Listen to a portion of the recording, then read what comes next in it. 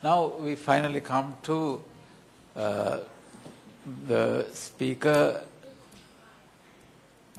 Rear Admiral Palitha01, Additional Solicitor General.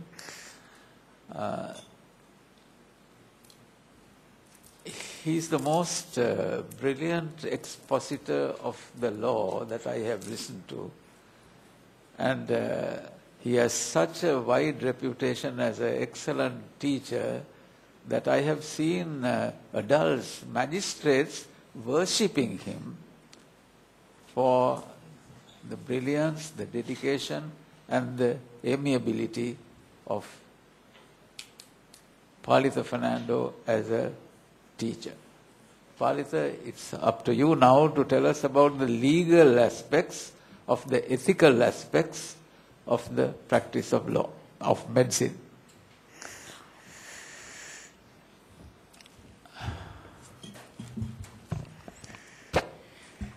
Thank you very much, sir, for that kind introduction.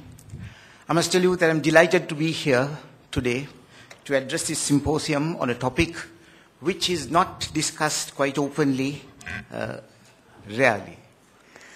Now, speaking of medical ethics in the legal aspect, I was listening to Professor Susirit Mendis. He touched on certain aspects of the medical profession and the medical aspects of ethical conduct.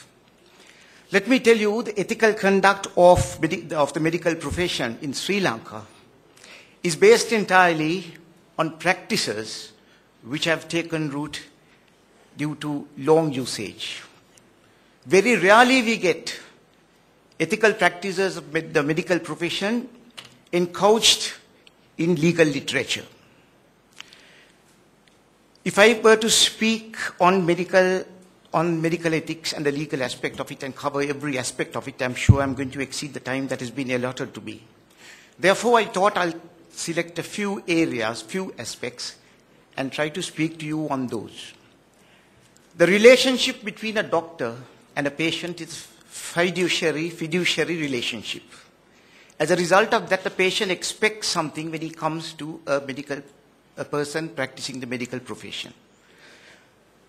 Now, a doctor is not expected to work wonders, but what is expected of him is to perform his duty to the best of his ability of a person of his experience and skills.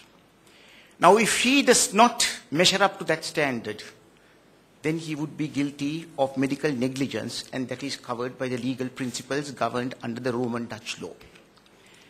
Coming to ethical practices, I must tell you that it is based entirely today on a booklet that is issued by the Sri Lanka Medical Council for dental practitioners and medical practitioners. All the rules that are applicable have been included in it, and doctors are expected to go according to those rules which have been included in them. But let me tell you that none of those rules can be considered as rules of law, because they do not fit into the definition of subordinate legislation. A violation of those rules will not mean that the doctor can be taken to task before a court of law. It is only the professional body of the Sri Lanka Medical Council that can deal with them professionally for violating those rules. Now, speaking on the ethical aspect that has some sort of dealing with the legal profession or with law, I thought I'll take into consideration three aspects of it. One is the confidentiality. When a patient comes to a medical professional in order to consult him, and when information is gathered as a result of the medical examination, it is expected that that will be kept confidential. Confidentiality is extremely essential.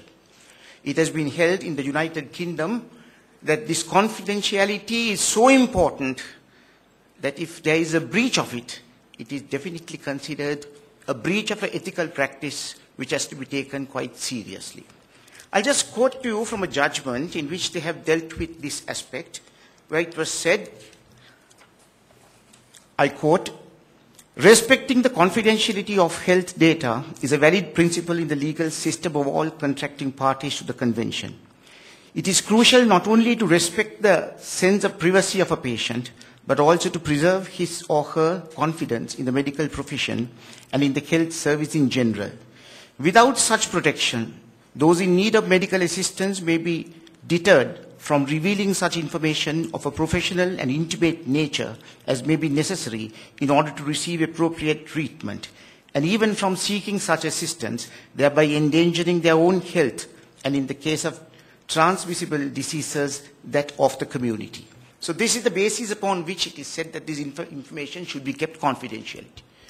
But sir, I must tell you, taking into consideration the role of a judicial medical officer, on numerous occasions, judicial medical officers have said that they were unable to give this information to police officers due to this confidentiality.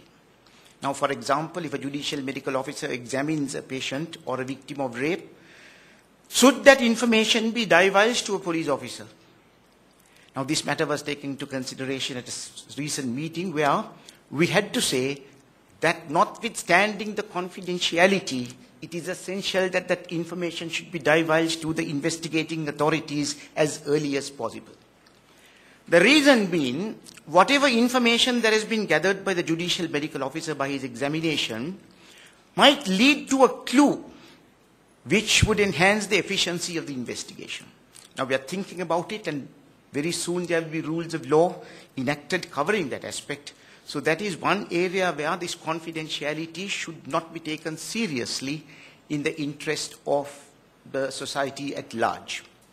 Now, if you take the position in the United Kingdom, they say the data that is collected due to medical examination should be kept confidential, and even after the death of the patient, this information cannot be revealed. So it goes that far. And also it is said that this information refers not only to the information that is gathered as a result of medical examination, but also to any information that any fair-minded person thinks is offensive to be revealed. Now, what does that mean? Now, supposing a judicial medical officer records a history of a patient, and during the course of the history, the patient refers to certain matters, which are not matters that has been revealed as a result of medical examination, still the medical officer is prevented from divulging that, because that would be offensive to any fair-minded person.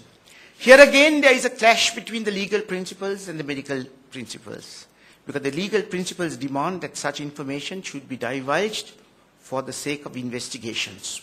So these are grey areas which have to be taken into consideration and regulated by law as early as possible.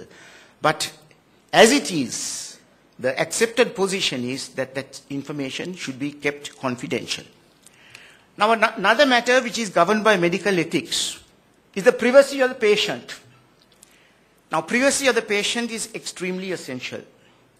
Now, why I thought of referring to this matter is that we have several cases referred to the Attorney General's Department where sexual harassment is alleged against doctors.